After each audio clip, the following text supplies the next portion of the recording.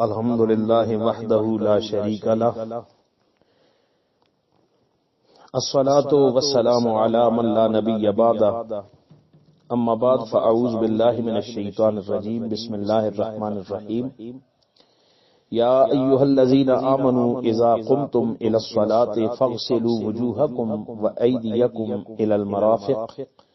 فامسحوا رؤوسکم وارجلکم الی الکعبین صدق اللہ مولانا العظیم۔ عزیزان محترم، اللہ جل وعلا سورہ مائدہ کے اندر ارشاد فرماتے ہیں یا ایھا الذین آمنوا، اے لوگو ایمان والو، اذا قمتم الی الصلاۃ، جب تم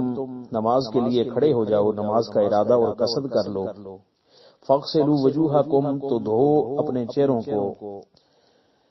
وایدیکم الی المرافق، اور اپنے ہاتھوں کو کونیوں سمیت دھو لیا کرو،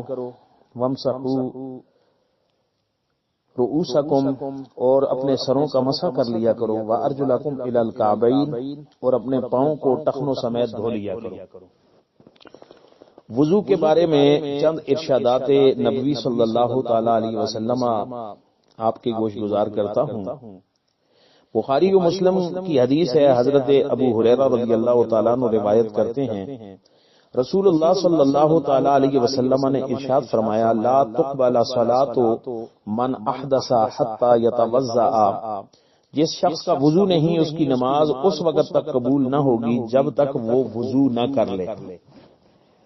حضرت علی رضی اللہ تعالیٰ عنہ بیان کرتے ہیں، حضرت نبی رحمت صلی اللہ تعالی علیہ وسلم نے فرمایا، نماز کی مفتاح کنجی اور پاکیزگی، کنجی جو ہے پاکیزگی اور وضو ہے، اور اس کی تحریم جو ہے ابتدائی اللہ اکبر سے ہوتی ہے، اور اس کی تحلیل خاتمہ السلام علیکم ورحمۃ اللہ پر ہوتا ہے۔ سنن ابی داؤد، ترمذی اور دارمی نے اس کو روایت کیا۔ حضرت جابر بن عبداللہ رضی اللہ تعالیٰ عنہ رسول اللہ صلی اللہ تعالی علیہ وسلم سے روایت کرتے ہیں، حضور علیہ السلام نے فرمایا، مفتاح الجنت الصلاۃ ومفتاح الصلاۃ الطہور، جنت کی کنجی نماز ہے، اور نماز کی کنجی جو ہے یہ طہور اور وضو ہے، طہارت اور وضو ہے۔ مسند احمد کی روایت ہے، جس طرح کنجی کے بغیر تالا نہیں کھلتا، اسی طرح وضو کے بغیر نماز نہیں ہوتی۔ حضرت عثمان غنی رضی اللہ تعالیٰ عنہ سے روایت ہے، انہوں نے ایک دن اس طرح وضو کیا کہ پہلے اپنے دونوں ہاتھوں پر 3 مرتبہ پانی ڈالا، پھر 3 مرتبہ کلی کی، پھر 3 مرتبہ ناک میں پانی ڈالا، ناک کی صفائی کی، پھر 3 مرتبہ اپنا چہرہ پورا جو ہے اسے دھویا، اس کے بعد دایاں ہاتھ کونی تک 3 مرتبہ دھویا، پھر بایاں ہاتھ کونی تک 3 مرتبہ دھویا، اس کے بعد سر کا مسح کیا، پھر دایاں پاؤں 3 بار دھویا اور بایاں پاؤں بھی 3 بار دھویا۔ پھر کہتے ہیں، میں نے رسول اللہ صلی اللہ تعالی علیہ وسلم کو بالکل ایسے ہی وضو کرتے ہوئے دیکھا ہے جیسا میں نے وضو کیا ہے، اور نبی کریم علیہ الصلوۃ والسلام نے ارشاد فرمایا، جس نے میرے وضو کی طرح وضو کیا، اس کے مطابق وضو کیا، پھر 2 رکعتیں نماز ادا کی دل کی پوری توجہ کے ساتھ، تو اس کے پچھلے سارے گناہ جو ہیں وہ معاف کر دیے جاتے ہیں۔ بخاری و مسلم نے اس حدیث کو نقل کیا ہے۔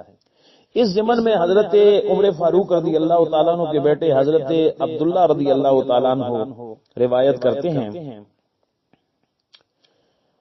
کہ یہاں وہ بیان کرتے ہیں کہ رسول اللہ صلی اللہ تعالی علیہ وسلم نے فرمایا،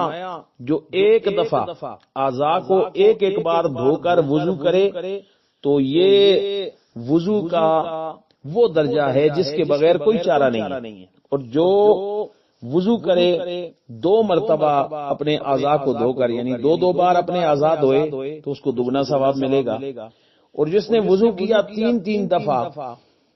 اعضاء کو دھو کر، فذالک وضوئی ووضوء الانبیاء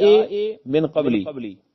تو یہ میرا وضو ہے اور مجھ سے پہلے انبیاء کرام کا بھی یہی طریقہ تھا، یعنی ان کے وضو کی طرح وضو ہے۔ یاد رکھیے، وضو کے 4 فرائض ہیں، ان کے بغیر وضو نہیں ہوتا۔ اس بارے میں ابتداءً سورہ مائدہ کی آیت آپ سماعت کر چکے ہیں کہ کونیوں سمیت دونوں ہاتھ دھونا، منہ دھونا، پورا چہرہ پیشانی سے تھوڑی تک اور دونوں کانوں کی لووں کے درمیان دھونا، سر کا مسح کرنا کم از کم چوتھائی سر کا اور پورے سر کا مسح کرنا سنت ہے، اور پھر اس کے بعد دونوں پاؤں ٹخنوں سمیت دھونا۔ دھونے سے مراد یہ ہے کہ اتنا پانی ڈالے کہ وہ بہہ جائے، اگر 2-4 قطرے بھی ٹپک پڑیں تو وضو ہو گیا، اور اگر 2-4 قطرے بھی نہیں ٹپکتے ہیں تو پھر اس کا وضو نہیں ہوتا ہے۔ 1 مرتبہ دھونا فرض ہے اور 3 مرتبہ دھونا جو ہے یہ سنت ہے۔ پاکیزگی اور طہارت سے ہی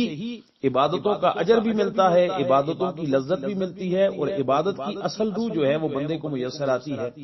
اور اجر بھی، ثواب اللہ سبحانہ وتعالی بھی اسی صورت میں عطا فرماتے ہیں۔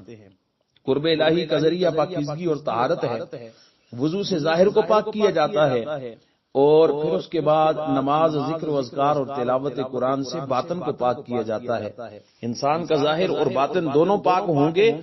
تو اللہ اور اس کے رسول کا قرب اور اللہ اور اس کے رسول کی معرفت، اجر و ثواب اور دنیا و آخرت کی کامیابی حاصل ہوگی۔ اللہ ہمیں پاکیزگی اور طہارت اختیار کرنے کی توفیق عطا فرمائے۔ وما علینا الا البلاغ المبین۔